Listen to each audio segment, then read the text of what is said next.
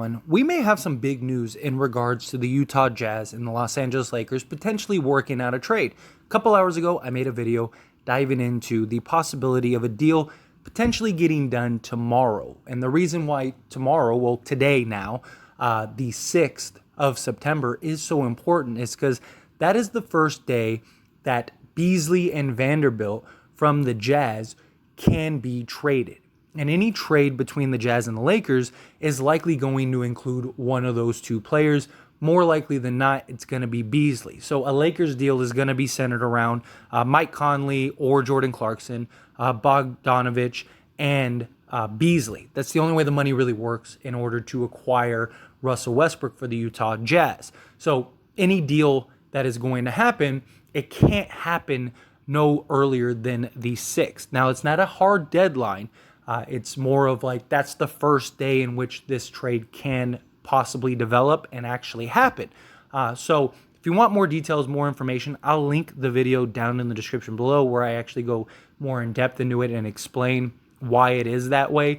So check out the link in the description after this video. The reason I'm making this video as a follow-up video is because we may have confirmation on what I was saying in the previous video. So here we have Tony Jones. Tony Jones covers the Utah Jazz and the NBA for The Athletic. So he's somebody from a credible The Athletic. He covers the Utah Jazz, so he's a Utah Jazz beat writer with this pulse on the what's going on with the Jazz, right? Well, he was recently over on Twitter interacting with people and answering questions. Do you know who the Lakers would be getting in a theoretical deal? Tony Jones says, I do, but I'm not currently in position to share, just multi-players. Now, obviously, in order to match salaries, because you got to remember the Utah Jazz are hard capped. So they can't just, do a Conley for Westbrook trade or something like that. They're over the cap. They're hard capped. So any deal is going to require multiple players. So that makes sense. That's nothing really major, right? So continuing on, all it means is that the two sides have been discussing, two sides to come to an agreement. Basically reiterating that they're having a conversation. They are discussing a potential trade, but both sides do have to agree on that trade. Now, have they agreed? We don't know yet, but at least they are starting the conversation, which is huge. Again, this happened at 12 a.m., but it was around like 10 p.m. Pacific time. So clearly East Coast time, things like that. But this is just newly developing stuff like that. And then the last thing is from Jazz Notes. And they say, NBA sources tell Utah Jazz Notes, the Jazz and the Lakers are progressing towards a deal that will send Russell Westbrook and draft compensation to Utah. Now, Jazz Notes, they are somebody that have been right on a lot of Jazz information. If you go look back at their Twitter and you go look back at like just things that they have discussed, like posts just like this. They did it with the Donovan Mitchell to the Cavs and various other deals. So the Jazz Notes is a very credible place. It's a place that has gotten a lot right. And you see this at 9:10 p.m. And so again, you got the Jazz Notes, and then you have Tony Jones basically following up saying like, yeah, this is correct. But both sides still have to come to an agreement. They're having the conversation, but who knows what will end up being the result of that conversation, the result of that discussion. But having the Jazz Notes relay this information, this is a great sign for us Laker fans. This means that at least the deal is being discussed, goes right into what I've been saying the last few days about the Jazz and the Lakers and why no deal has been done. Even the Pacers deal, even the Knicks deal, things like that. They're going to want to see what is the best deal, what is the best option. And you can't start really talking about this stuff until it's all official. What's the point of going back and forth? Things could change between, say they started this discussion 3 or 4 days ago. 3 or 4 days later, it could be a different world. It could be a different league. Somebody else could come in and offer something more lucrative. And now it's like, yeah, we had a spit and a handshake deal, but it wasn't official. We've seen deals fall through constantly in the NBA. So why not just wait until you can actually get things official. So if the right deal's on the table, you can get it finalized and finished immediately instead of having to wait 3 or 4 days and potentially have something fall through. I mean, even the Lakers had a deal fall through last year. They were supposed to acquire Cam Reddish in a 3-team deal with the Knicks and the Raptors. And then the Knicks ended up at the final moment when they're getting ready to put the paperwork together for the NBA. The Knicks decide they want another draft pick, and it just completely destroyed the deal. So why run that risk when you could just, hey, yeah, okay, you agree to this, I agree to this, okay, perfect, let's get the deal done. So I'm not saying that it's going to happen for sure tomorrow. Don't take this as like, oh, that's it, Lakers are getting a Jazz deal tomorrow. Again, both sides have to come to an agreement. They have started the negotiations. And what happens when you start negotiations? The conversation starts extremely high, and you two try to find a middle ground. Now, will they be able to find a middle ground tomorrow? Possibly. Tomorrow is not a deadline. It is the beginning. It is the first day in which a trade can be done with some of these Utah players. Because right now, the only players that could be traded are these guys on screen. So why wouldn't you wait? Now, yes, Mike Conley, Bogdanovich and Jordan Clarkson, they're going to be a combination of these guys are going to be included. The reports or the rumor part, which I didn't show because it's rumors, we don't know for sure, but it does make a lot of sense that the conversation currently is Bogdanovich, Conley, and Beasley. So the Lakers would acquire Conley, Bogdanovich, and Beasley for Russell Westbrook, and then they're working out the draft compensation. Lakers are trying to keep at least one first. Jazz, of course, want both first. They're going to ask for both first. So very likely what will likely happen, and I don't know this for sure, this again, just my thoughts on what will likely happen. See, Utah has to move off of players. They have too many players on their roster because of all of the deals that they've made have been multi-players for one. The Gobert trade, they got like 5 players in that deal. The Mitchell trade, they got several players, and they got 3 players in that deal, right? And then even the Lakers trade, as little as the Lakers trade was, they still got 2 players in the deal. They've gotten like 9 to 10 players in these last few deals. So they've gotten a ton of players on top of the players they already had. The Bogdanovich, the Clarkson, the Conley, all of these other guys that they already had on the roster, the draft picks, stuff like that. They have like 20 players on their roster right now. And you could either, if you're the Jazz, do the deal with the Lakers, which Russell Westbrook is a full board wipe and just really helps you out, or you could try to do 5 individual deals and you're going to take on a bad contract, you're going to take on bad salary, you're going to take on long-term deals. That's kind of redundant. That's the opposite of what you're trying to do if you're the Jazz. You're not going to give up any picks or assets to unload some of these guys like a Mike Conley and things like that.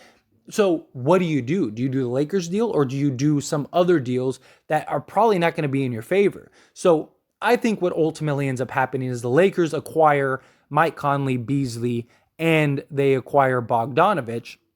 They'll get those 3 players, and then they'll give up 1 first and maybe like 2 seconds in like a pick swap. It'll probably be something like that. The pick swap, that's just kind of the trend right now in the NBA.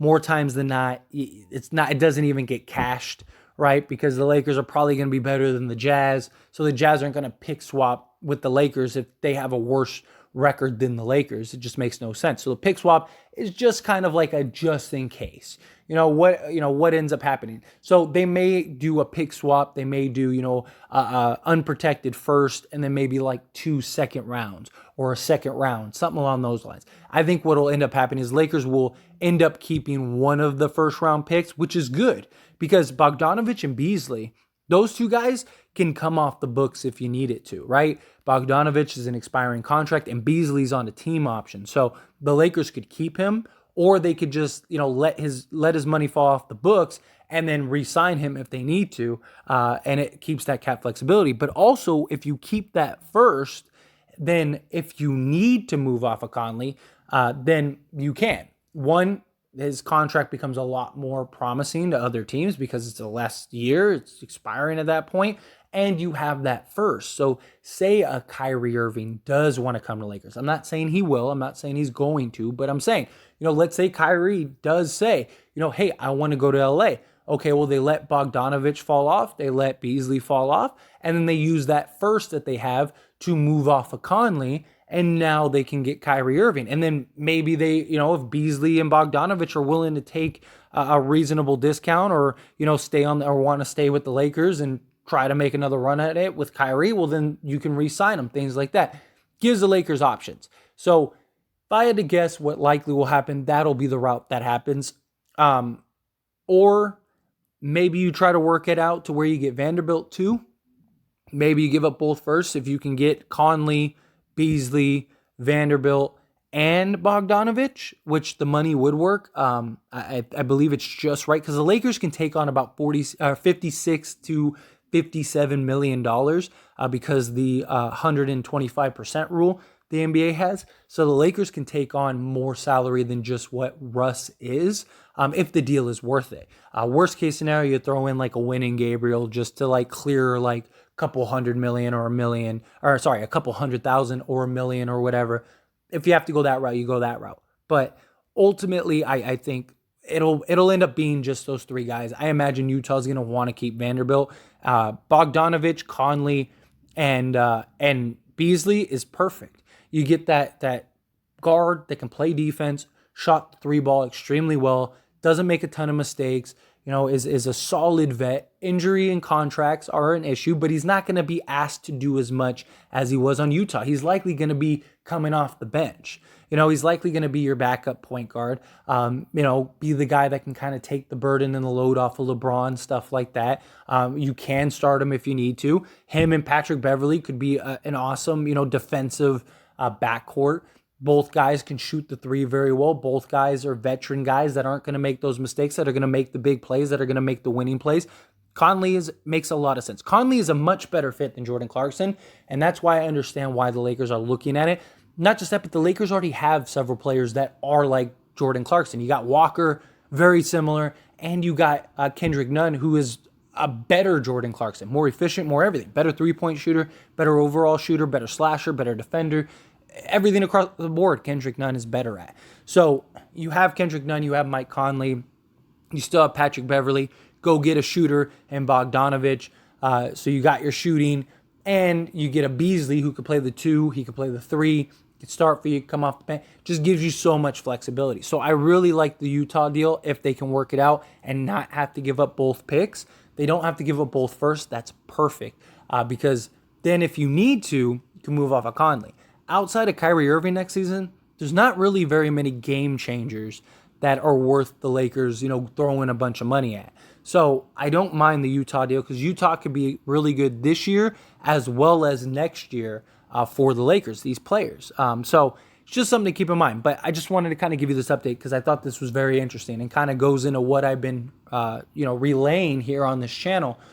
So it's nice to see, like, even coming from the Jazz end, this is what I've been telling you is like it's accurate. I'm not just making this stuff up. It's it's stuff that makes sense. Like I said, there was no reports. I wasn't reporting anything. I was just saying like this is very likely why. Just based on the way the NBA works, the way the rules work, the way everything is, here's the information. So again, if you want more details on that, link down in the description below. Go check that video out. And as always, this is a discussion, so I want to hear from you. Let me know your thoughts and opinions down in the comment section below. What do you think? Are you excited for this? Are you not? Do you think this is great news? Are you cool with Conley, Beasley, and Bogdanovich, especially if the Lakers can keep a first? Is that to you? Is that the home run play? Do you think that that's the better deal? Do you still think there's better deals out there? However you feel about it, I'd love to hear your thoughts and opinions down in the comments. That being said, hit that like button. Helps me out a lot. Lets me know you enjoy these types of videos, and I truly appreciate it. If you're not subscribed to the channel, hit that subscribe button, followed by the bell notification. Stay up to date with all things sports. Join this wonderful community and all of our discussions. I'll see you all in the next one. Thank you.